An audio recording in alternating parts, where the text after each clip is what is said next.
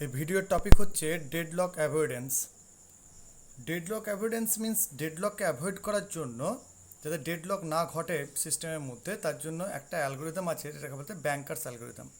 আচ্ছা, bankers algorithm নাম হওয়ার কারণ কি? জেনারেলি এই ধরনের অ্যালগোরিদম ব্যাংকিং সিস্টেমে ইউজ করা হয়, কারণ আমরা জানি যে ব্যাংক কখনোই ব্যাংকের মধ্যে যে পরিমাণ টাকা থাকে, ব্যাংক কখনো তার বেশি কিন্তু কাউকে দিতে পারে না বা ধার দিতে পারে না। সেই ক্ষেত্রে কী হয়, এই যে ব্যাংক কি করে, এই ধরনের অ্যালগোরিদমকে ইউজ করে, তার কারণ তারা সেফ স্টেটে চলতে চায়। তার মানে এমন না হয় যে out of money bank run করবে, তাই না?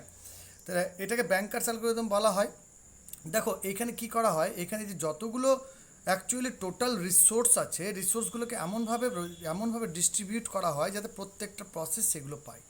জেনারেলি এটাতে দুটো স্টেট থাকে, একটা স্টেটকে বলা হয় সেফ স্টেট, একটা বলে আনসেফ স্টেট। সেফ স্টেট বলতে কি? সেফ স্টেট বলতে বোঝায় যে হ্যাঁ, এখানে যে পরিমাণে প্রসেস আছে আর যে পরিমাণে টোটাল রিসোর্সেস আছে, সেই রিসোর্সগুলোকে যদি ঠিকঠাক ডিস্ট্রিবিউট করা যায়, তাহলে সিস্টেমের মধ্যে কখনোই ডেডলক অ্যারাইজ করবে না। আর যদি দেখি আনসেফ স্টেট চলে আসছে, তাহলে বুঝে যাব যে এখানে ডেডলক আসার চান্স কিন্তু রয়েছে। তো ডেডলক আমি কি বললাম, সেফ মোড মিনস কি বলবো, যে এখানে ডেডলক হওয়ার চান্সেস নেই। আনসেফ মোড মিনস এখানে ডেডলক হওয়ার চান্সেস আছে। তো পরীক্ষায় জেনারেলি কি দেয়, নাম্বার অফ প্রসেস দেয়, কতগুলো প্রসেস দিয়ে যায়, এবং তার সঙ্গে তাদের বর্তমানে কতটা রিসোর্সেস অ্যালোকেট করা হয়েছে সেই রিসোর্সগুলো দেয়। তো রিসোর্স বিভিন্ন হতে পারে, মেমোরি রিসোর্স হতে পারে, সিপিইউ রিসোর্স হতে পারে, ইনপুট আউটপুট রিসোর্স হতে পারে। তো রিসোর্স যাই হোক, আমরা রিসোর্স ধরে নিচ্ছি R1 R2 R3, তিনটে রিসোর্সেস আছে ধরো, এবং তাদের যে টোটাল রিসোর্সেস কি, R1 এর জন্য 10, R2 এর জন্য 7 এবং R3 এর জন্য 8, এগুলো অ্যাভেলেবেল টোটাল রিসোর্সেস। তার মধ্যে অ্যালোকেট করা হয়েছে P1কে, দেখো P2কেও অ্যালোকেট করা হয়েছে, P3কেও কিছু অ্যালোকেট করা হয়েছে, P4কেও কিছু অ্যালোকেট করা হয়েছে, P5কে কিছু অ্যালোকেট করা হয়েছে। এত অ্যালোকেট করার পরও ওদের ম্যাক্সিমাম নিডগুলো কিন্তু দেওয়া আছে, যে আমরা সিপিইউকে অ্যাকচুয়ালি সব কিছু জানিয়ে দিতে হয় এইসব অ্যালগোরিদমের ক্ষেত্রে, যে ম্যাক্সিমাম নিড কতটা এবং কতটা অ্যালোকেট অলরেডি করা হয়েছে, সেই অনুযায়ী কিন্তু সিপিইউ সেটা ব্যবস্থা করে যে কীভাবে কী করা যাবে। এই ক্ষেত্রে দেখো এখানে কি আছে, ম্যাক্সিমাম নিড দেওয়া আছে এবং অ্যালোকেশন দেওয়া আছে, প্রসেসগুলো দেওয়া আছে কটা প্রসেস। তো জেনারেলি পরীক্ষায় নিড ম্যাট্রিক্স ড্র করতে দেয়। নিড ম্যাট্রিক্স বিস কী করবো, আমরা নিড ম্যাট্রিক্সটা এখানে দেখাবো করে, কিন্তু তার ফর্মুলা কী হচ্ছে, maximum need minus allocation. Maximum need মানে এটা, অ্যালোকেশন মিনস এটা। দেখো তাহলে আমি মাইনাস করবো ম্যাক্সিমাম নিড থেকে অ্যালোকেশন। তো R1 এর ক্ষেত্রে 6 - 0 = 6 হয়ে যাচ্ছে এখানে। R2 এর ক্ষেত্রে 4 - 2 = 2 হয়ে যাচ্ছে। R3 ক্ষেত্রে 2 - 0 = 2 হয়ে যাচ্ছে। প্রত্যেকটা ক্ষেত্রে কিন্তু, প্রত্যেকটা প্রসেসের ক্ষেত্রে কিন্তু একইভাবে ক্যালকুলেট হবে। 4 - 3 = 1, 2 - 0 = 2, 2 - 1 = 1। P3 এর ক্ষেত্রে 5 - 2 = 3, 6 - 2 = 4 এবং 4 - 0 = 4। এবং আমরা কি দেখছি, P4 এর ক্ষেত্রে 7 - 1 = 6, 3 - 1 = 2 আর 5 - 2 = 3। আর লাস্টে কি দেখবো আমরা, লাস্টে আমাদের P5 এ কী আছে, নিড ম্যাট্রিক্স কী আছে, বা রিমেনিং নিডও আমরা বলতে পারি। রিমেনিং নিড কী আছে, যে আর কতটা প্রয়োজন। দেখো অ্যালোকেট করা হয়েছে 0 0 2, R1কে 0, R2কে 0, R3কে 0, আর তাদের প্রয়োজন রয়েছে 4, R1 এর 4, R2 এর 3 এবং R3 3। তাহলে আমরা মাইনাস করে দিই। R1 এ কতটা আরও প্রয়োজন, 4 - 0 = R1 এর 4 প্রয়োজন, R2 এর 3 - 0 = 3 প্রয়োজন, এবং R3 এর প্রয়োজন 3 - 2 = 1। তাহলে এই সিকোয়েন্স আমার কমপ্লিট হয়ে গেল। আমরা রিমেনিং নিডটাকে এইভাবে পরীক্ষায় বের করে নিতে পারবো খুব ইজিলি, যে নিড ম্যাট্রিক্স বলুক বা রিমেনিং নিড বলুক, আমরা ক্যালকুলেট করে নিতে পারবো পরীক্ষায়। খুব ইজি, ফর্মুলা দেওয়া আছে নিচে। এবার দেখা যাক যে আমাদের মেন জিনিস, আরেকটা প্রশ্ন করতে পারে যে তাহলে সেফ সিকোয়েন্স কী হবে, এটা কি সেফ না আনসেফ? প্রথম কথা আছে, আমরা সেফ না আনসেফ সেটা দেখতেই পারবো কিছুক্ষণের মধ্যে, কিন্তু যদি বলে সেফ সিকোয়েন্সটা তোমরা নির্ণয় করো, তো আমি এখানে কী করবো, সেফ সিকোয়েন্সটা এখানে নোট ডাউন করবো, যে সেফ সিকোয়েন্স, দেখো সেফ সিকোয়েন্সের ফর্মুলা আছে কিছু, কীভাবে সেফ সিকোয়েন্স বের করতে হয়। তো আমার জেনারেলি অ্যাভেলেবেল যা থাকবে, অ্যাভেলেবেল R1 R2 R3-র মধ্যে যা অ্যাভেলেবেল থাকবে, সে অ্যাভেলেবেল রিসোর্সের থেকে যদি রিমেনিং রিসোর্সগুলো নিডগুলো কম হয়, তাহলে সেই প্রসেসটা এক্সিকিউট করে যাবে। তার মানে কি, দেখো প্রথমে 6 to 2 আছে, যদি আমি রিমেনিং ধরো R1 ক্ষেত্রে 6 এর বেশি হয় বা 6 হয়, R2 এর ক্ষেত্রে 2 এর বেশি হয় বা 2 হয়, R3 এর ক্ষেত্রে 2 বা 2 এর বেশি হয়, তাই সেই ক্ষেত্রে কী করতে এটা এক্সিকিউট করে যাবে। যদি না করে তাহলে পরেরটাকে দেখব, যদি না করে তাহলে পরেরটাকে দেখব, তাও যদি না করে তাহলে পরেরটাকে দেখব, তাও যদি না করে পরেরটাকে দেখব। এমন হতেই হবে যাতে কমপক্ষে একটা প্রসেসও এক্সিকিউট করে। যদি এমন দেখি যে একটা প্রসেস রিমেনিং অ্যাভেলেবেল টাইমের থেকে রিমেনিং টাইম বেশি হয়ে যাচ্ছে প্রত্যেকটারই, তাহলে বলবো আমরা আনসেফ। কিংবা আমরা দেখলাম যে দুটো বা তিনটে বা একটা যে কোনো কয়েকটা এক্সিকিউট করার পর দু একটা পড়ে থেকে গেলো, যেগুলো কোনোভাবেই আর এক্সিকিউট করানো যাচ্ছে না, কারণ রিমেনিং টাইম তাদের যত তার থেকে অ্যাভেলেবেল কম, তাহলে আমরা বলবো আনসেফ মোড, কারণ দু একটা প্রসেস কিন্তু ডেডলক সিচুয়েশনে চলে গেল। তো এইখানে এটাই আমরা দেখবো যে কীভাবে ম্যানেজ করছে। তার জন্য দেখো অ্যালোকেশনটাকে সর্বপ্রথম কী করবে, স্টেপ বাই স্টেপ। প্রথমে আমরা রিমেনিং নিড থেকে বের করে নিলাম, শিখে গেছে। সেকেন্ড স্টেপ কী করতে হবে, আমাদের টোটাল অ্যালোকেশন বের করতে হবে। তো এখানে লিখবো total allocation. Total allocation equals to প্রত্যেকটা যোগ করো। R1 এর কত, R1 এর 3 + 2 + 1 ইকুয়ালস টু 6, R2 এর কত 2 + 2 + 1 ইকুয়ালস টু 5, R3 এর কত, R3 হচ্ছে 2 + 2 + 1 ইকুয়ালস টু 5। দেখ খুবই ইজি যে আমরা কলম ওয়াইজ কী করলাম, যোগ করে নিলাম। আমরা টোটাল এখন অবধি কত অ্যালোকেশন হয়েছে মেমোরি সেটা বের করুন, কারণ আমাদের টোটাল মেমোরি অ্যালোকেশন আমরা বের করে নিলাম যে কত মেমোরি অ্যালোকেট করা হয়েছে এখন, বা মেমোরি বলছি টোটাল রিসোর্স কতগুলো অ্যালোকেট করা হয়েছে, মেমোরি নয় রিসোর্স, কতগুলো টোটাল রিসোর্স অ্যালোকেট করা হয়েছে। এইবারে আমরা দেখছি আমাদের কাছে টোটাল কতগুলো দিয়েছিল ওরা, আমরা এই মধ্যে অ্যালোকেটেড দেখছি, বাট আমাদের অ্যাকচুয়াল টোটাল রিসোর্স কত এটা আমার অ্যালোকেট করা হয়েছে, টোটাল কত অ্যালোকেশন হয়েছে 655। তাহলে আমরা দেখব যে আমাদের টোটাল যেগুলো দিয়েছে টোটাল রিসোর্সে এত আছে, তার মধ্যে অ্যালোকেট করা হয়েছে এত রিসোর্স, তাহলে এভেলেবেল রিসোর্সে কী আছে। তা আমি প্রথম থেকেই ধরি এভেলেবেল রিসোর্স কী আছে। তো প্রথমেই যখন আমরা এভেলেবেল রিসোর্স দেখতে যাচ্ছি, তখন কী হচ্ছে দেখো, কী হচ্ছে, এই যে 6 R1 এর 6 দেখো অ্যালোকেট করা হয়েছে R1কে কত, ভালো করে দেখবে, R1কে অ্যালোকেট করা হয়েছে 6, R1 এর টোটাল কত রিসোর্সেস আছে 10 প্রয়োজন। তো টোটাল 10 আছে, কিন্তু R1 এ লাগবে 6, তাহলে অ্যাভেলেবেল কত হলো, অ্যাভেলেবেল আরও 4 অ্যাভেলেবেল আছে, কারণ এটা অ্যালোকেট করা হয়নি, অ্যালোকেট করা হয়েছে 6 R1 এর জন্য, তো R1 এর 4 বাকি আছে। R2 এ কত আছে, R2কে অ্যালোকেট করা হয়েছে 5, R2 এর টোটাল কত আছে 7, তাহলে 7 - 5 = 2। R3 এর ক্ষেত্রে একইভাবে R3কে টোটাল কতগুলো অ্যালোকেট করা হয়েছে 5, R3 এর টোটাল কত রিসোর্স আছে 8, তাহলে 8 - 5 = 3। এই জায়গাটা আশা করি বুঝে গেছো যে এই যে টোটাল অ্যালোকেশন যেটা হলো তার থেকে যেটা তাকে অ্যালোকেট করা হয়েছিল অ্যাকচুয়ালি যতটা লাগবে সেটা তো আমরা মাইনাস করে দিলাম। তাহলে 10 থেকে 6 মাইনাস করলাম 4, 7 থেকে 5 মাইনাস করলাম হলো 2, 8 থেকে আমরা 5 মাইনাস করলাম হলো আমাদের 3। তাহলে আমাদের এই মুহূর্তে এটাকে আমরা কারেন্ট অ্যাভেলেবলও বলতে পারি, যদি কনফিউশন হয় আমি কারেন্ট লিখে দিচ্ছি, কারণ এটা প্রতি মুহূর্তে চেঞ্জেবল, এটাই কিন্তু চেঞ্জ হতে হতে থাকবে। কীভাবে আমরা করবো সেটা দেখে নিচ্ছি, চেঞ্জ হতে থাকবে। এই মুহূর্তে এই আছে, এইবারে আমি দেখছি যে আমার কারেন্ট অ্যাভেলেবেল কত রিসোর্সেস আছে। দেখো R1 এর 4, R2 এর 2, R3 এর 3, আর এই ক্ষেত্রে প্রসেস 1 এর ক্ষেত্রে কত প্রয়োজন, রিমেনিং কত আছে 6, 2, 2। দেখো R1 এ 4 কারেন্ট অ্যাভেলেবেল আছে, এর প্রয়োজন কত 6, রিমেনিং নিড আর অত প্রয়োজন 6।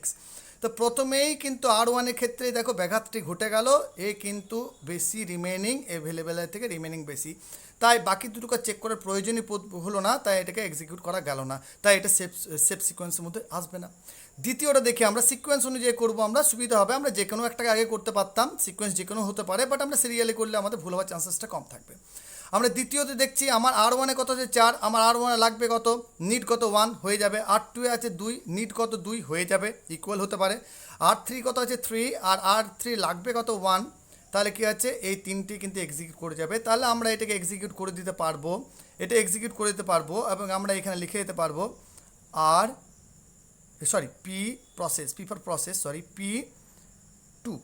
P2কে সেফ সিকোয়েন্সের মধ্যে আমরা লিখলাম। এবারে নেক্সট দেখছি এরপরে কে এক্সিকিউট করছে, P2 এক্সিকিউট করে গেল।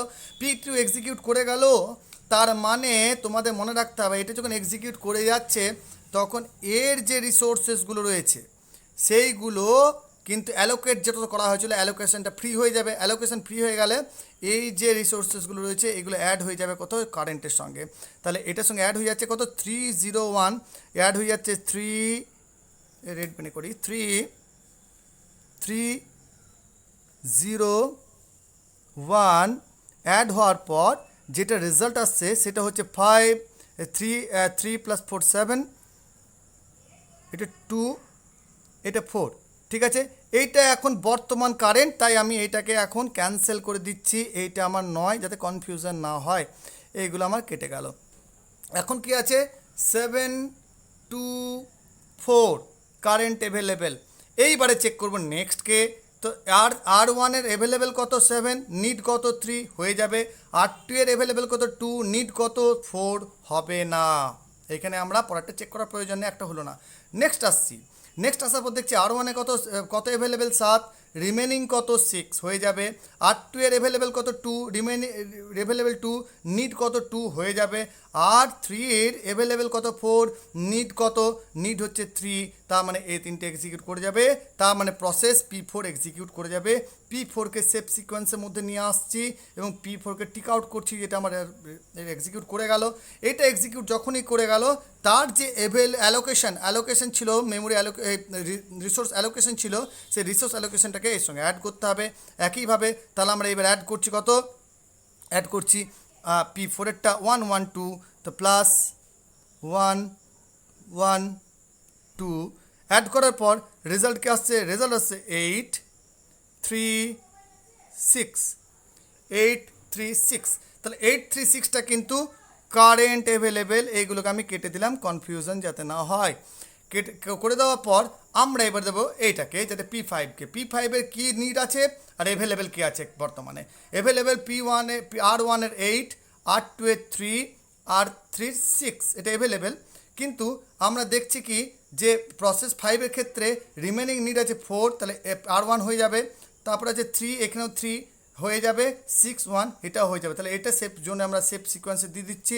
তাহলে হয়ে যাচ্ছে P5, এটা এক্সিকিউট করে গেল। তার মানে কি হবে, ও নিজের অ্যালোকেশনকে ছেড়ে দেবে। ছেড়ে দেওয়ার ফলে কি হবে, 0 0 2 কারেন্টের সঙ্গে অ্যাড হয়ে যাবে। 0 0 2 অ্যাড হওয়ার পর অ্যাডিশন কী হবে, 8 3 অ্যান্ড 8, 8 3 8। তাহলে R1 এর কাছে বর্তমান আছে 8, R2 এর কাছে বর্তমান রিসোর্সেস আছে 3, R3 এর কাছে বর্তমান রিসোর্সেস আছে 8। এবার কি দেখবো আমরা, যেগুলো এখনও অবধি হয়নি সেগুলোকে, আমি এটাকে আগে দেখতে পারতাম, কিন্তু আমি আবার সিরিয়ালে আসবো। ঠিক আছে, তো সিরিয়ালে আসার আগে আমি এগুলোকে কেটে দিই, কারণ এইগুলো আমার আর লাগবে না, আমার এটা নিয়ে কাজ। এবার আমি আসছি কি, দেখছি 8 3 8 রিমেনিং। এইখানে R1 এ কত নিড আছে 6, অ্যাভেলেবেল কত 8, এটা হয়ে যাবে। R2 এর নিড কত আছে 2, অ্যাভেলেবেল কত আছে 3, এটাও হয়ে যাবে। R3 নিড কত আছে 2, R3 কত লাগবে 8। তাহলে আমরা কি বলবো, এই ক্ষেত্রে কিন্তু P1 এক্সিকিউট করে যাবে। তাই P1কে সেফ সিকোয়েন্সের মধ্যে নিয়ে আসছি, P1 সেফ সিকোয়েন্সে চলে আসছে এবং P1 হয়ে যাচ্ছে এক্সিকিউট। তো P1 যখন এক্সিকিউট হয়ে গেল, P1 এর যে অ্যালোকেশন ছিল সেটা ফ্রি হয়ে যাবে। ফ্রি হওয়ার সঙ্গে সেটা কারেন্টের সঙ্গে যোগ হয়ে যাবে, যেমন 0 2 0 অ্যাড হয়ে গেল ওর সঙ্গে। তাহলে নিউ অ্যাডিশন ইজ 8 5 অ্যান্ড 8। এবারে আমরা চেক করব যে কি হচ্ছে ব্যাপার, যে বাকি যে রিমেনিং প্রসেস আছে সেটাকে এক্সিকিউট করবে। দেখা যাক, রিমেনিং প্রসেস আছে, রিমেনিংয়ে R1 এর প্রয়োজন P3 এর ক্ষেত্রে R1 এর প্রয়োজন 3 আছে 8 হয়ে যাবে। R2 4 আছে 5 হয়ে যাবে। R3 4 আছে 8, এটাও হয়ে যাবে। তাহলে এটাও এক্সিকিউট করে যাবে। তাহলে এটাও এক্সিকিউট করে গেল। এক্সিকিউট করার ফলে ওর যেটা ছিল অ্যালোকেশন সেটা এর সঙ্গে যোগ হয়ে যাচ্ছে। আমি এখানে আগে লিখে দিই যে আমার হয়ে যাচ্ছে P2, তাহলে P2 না P3, তাহলে আমার কি হয়েছে P2 P4 P5 P1 P3। আমি এখানে ক্ষেত্রে এটা আগে করাতে পারতাম, যেটা আগে করতে পারতাম, বাট আমরা সিরিয়ালি এসেছি। তাহলে এটা আমার সেফ সিকোয়েন্স, এটা সেফ সিকোয়েন্স হয়ে গেছে আমার। এবং আলটিমেটলি আমরা কি হলো, লাস্টে যেটা আমরা যোগ করিনি এখন সেটা যোগ করবো, P3 2 2 0টাকে আমরা যোগ করবো, প্লাস 2 2, এটাও ফ্রি হয়ে গেল মেমোরিটা। তাহলে ওভারঅল অ্যাডিশন কি আসছে, অ্যাডিশন আসছে দেখো 8 + 2 = 10, 5 + 2 = 7, 8 + 0 = 8। দেখো এইটা কিন্তু আমি কোথায় ফিরে এলাম, যেটা আমার টোটাল ছিল সেখানে। টোটাল রিসোর্সেস কত ছিল, R1 এর 10, R1 এর 10 আছে, R2 এর 7, R2 এর 7 আছে, R3 এর 8, R3 এর 8 আছে। এটা যাতে ম্যাচ করে সেটা লক্ষ্য রাখতে হবে, ভুল যাতে না হয়। এবার আমি বলি যে আনসেফ কখন হতে পারতো। আনসেফ হতেই পারতো যে আমরা যে কোনো একটা স্টেটে ধরে নিই, আমরা ধরি এখানে যে এই একটা স্টেট ধরে নিই যে এইটা 836 যখন ছিল, 836 যখন ছিল তখন যদি এমন হতো, যে কোনো একটাকে ধরতে পারি যে বাকি যেগুলো এক্সিকিউট করে গেল কোনো একটা এক্সিকিউট করছিল না বা কোনো একাধিক এক্সিকিউট করছে না কারেন্টের থেকে। তো কারেন্ট অ্যাভেলেবেলের থেকে রিমেনিং নিড যদি বেশি থাকতো, যদি একটা প্রসেস বা একাধিক প্রসেসের যদি এমন ঘটনা ঘটতো, তাহলে কিন্তু এটা ডেড লকে চলে যেত। কিন্তু আমাদের কি হয়েছে দেখলাম আমরা, সেভ মোডে প্রত্যেকটা চলে এসছে, মানে প্রত্যেকটা প্রসেসই কিন্তু এক্সিকিউট করে যাচ্ছে। এমন কোনো প্রসেস নেই যেটা রিসোর্সের অভাবে এক্সিকিউট করতে পারলো না। তাই এখানে কি হলো, ডেডলক অ্যারাইজ করলো না। তো এইভাবে কিন্তু ডেডলককে কী করা যায়, অ্যাভয়েড করা যায়। তো আমি এই ক্ষেত্রেই বললাম যে ব্যাংকের কাছে যত টাকা থাকবে ব্যাংক তত টাকায় অবধি ঋণ দিতে পারবে, ব্যাংক কখনো নিজেকে শূন্য করে বা নিজেকে মাইনাস করে ঋণ দিতে পারবে না। তো এইভাবেই কিন্তু এগুলো রিসোর্স মানে ধরে নাও টাকা, এই টাকাগুলোকে টোটাল টাকা এই ছিল, অলরেডি এত দেওয়া হয়েছে পার্টিকে, তাহলে বাকি আর কত দেওয়া যাবে এবং কিভাবে ম্যানেজ করা যাবে। তো এর কাছে দিয়ে এর কাছে নিয়ে এর কাছে এই টাকা শোধ করে দিল, তো ব্যাংকে ঢুকে গেল, আবার কেউ কাউকে ঋণ দিতে পারলো ঋণ, আবার এই ঋণটা শোধ করে দিল তো আরে কাউকে ঋণ দিতে পারলো। এমনভাবে আমরা অ্যাজিউম করতে পারি। তো ব্যাংকে জেনারেলি এই অ্যালগোরিদমই ফলো করা হয়, তাই এটা ব্যাংকার্স অ্যালগোরিদম। এবং পরীক্ষায় তোমাদের ম্যাক্সিমাম নিড বের করতে দিক বা সেফ সিকোয়েন্সি বের করতে দিক, তো তোমরা এটা ইজিলি বের করে দিতে পারবে। প্রথমে তোমাদের কী করতে হবে, নিড ম্যাট্রিক্স বা রিমেনিং নিড থেকে ক্যালকুলেট করতে হবে, সেটার জন্য আমি ফর্মুলা বলে দিয়েছি।